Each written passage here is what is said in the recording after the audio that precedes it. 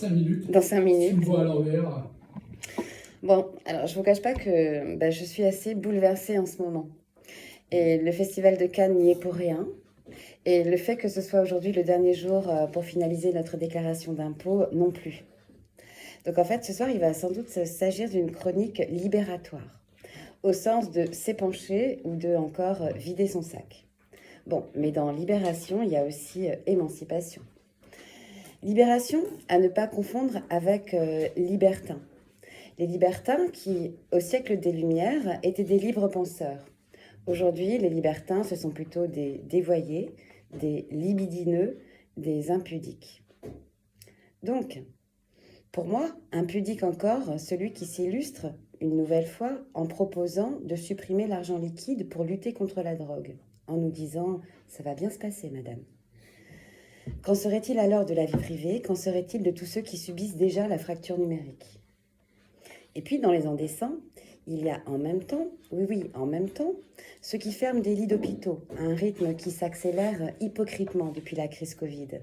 Là, on est à moins 26 000 lits depuis 2017. Et donc, toujours en même temps, alors que moins des 3% des patients éligibles à une prise en charge par un centre antidouleur sont effectivement pris en charge, donc en fait, ces 3%-là, ça représente 300 000 patients, alors qu'en vrai, la population souffrant de douleurs chroniques est estimée à 12 millions de personnes. Et il faut environ entre 3 et 8 mois de délai d'attente pour une première consultation dans les centres antidouleurs. Et encore, quand il y en a dans les départements, parce qu'il n'y en a pas dans tous les départements. Et en même temps, une fois de plus, dans certaines régions, il faut encore attendre 40 jours avant d'avoir un premier rendez-vous avec un psychiatre. Pendant ce temps-là, les burn-out, eux, progressent encore. Et oui, 40% des travailleurs se disent en souffrance au travail. Et donc, en même temps, on voit aussi de plus en plus de défaillances aux urgences, faute de prise en charge. Donc, en même temps, j'insiste, il est facile de constater que la prise en charge de la douleur physique et morale est complètement déficiente dans notre pays. Et en même temps, on légifère sur l'aide à mourir, dont la première consultation pourrait être, elle, disponible entre 2 et 14 jours. Moi, ça me bouleverse. Ça ressemble à une société où l'aide à mourir est proposée comme une réponse à la difficulté d'accès aux soins. À minima, parce que d'autres questions se posent. Alors que moi, j'aurais tellement aimé entendre parler d'aide à vivre. On serait un peu comme dans une société où ce serait la fin des vieux pour éviter les vieux. C'est vrai, on a testé, le Rivotril, ça marche pas mal. Bref.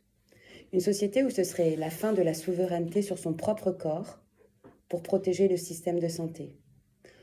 On pourrait alors s'inquiéter d'un monde qui fermerait les yeux sur la fin d'une population pour éviter les problèmes économiques, voire géopolitiques, sans jamais prononcer le mot de eugénisme ni même de génocide. La fin du vocabulaire pour annuler la réflexion et le sens critique. Et alors la fin du sens critique pour assurer la sérénité de l'oligarchie. La fin de la pluralité, et alors donc de la liberté, de la presse pour éviter la contradiction. Et puis pourquoi pas, la fin de la délibération politique à l'Assemblée nationale, ça s'appellerait 49.3. Et peut-être même la fin de la prise en compte des résultats des élections pour être tranquille, ça s'appellerait le en même temps. Puisque le peuple vote contre le gouvernement, il faut dissoudre le peuple, disait Brecht. Alors viendrait la fin des manifestants pour éviter les manifestations. Crevons-leur tous les yeux. Et puis au final, à moins que ce ne soit le commencement, la fin du sacré, la fin des questions métaphysiques par le divertissement, par le vol de notre attention, par la dérision.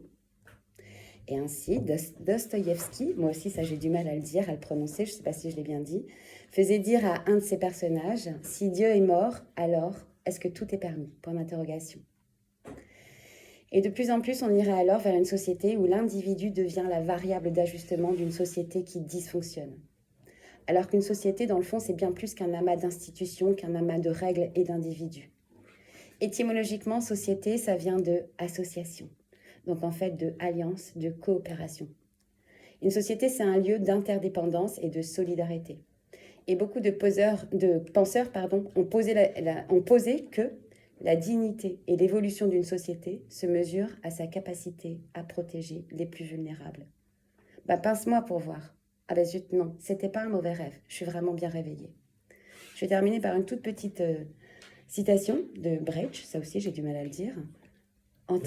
Brecht, en temps de désordre sanglant, de confusion organisée, d'arbitraire conscient, d'humanité déshumanisée, rien ne doit sembler naturel, rien ne doit sembler impossible à changer.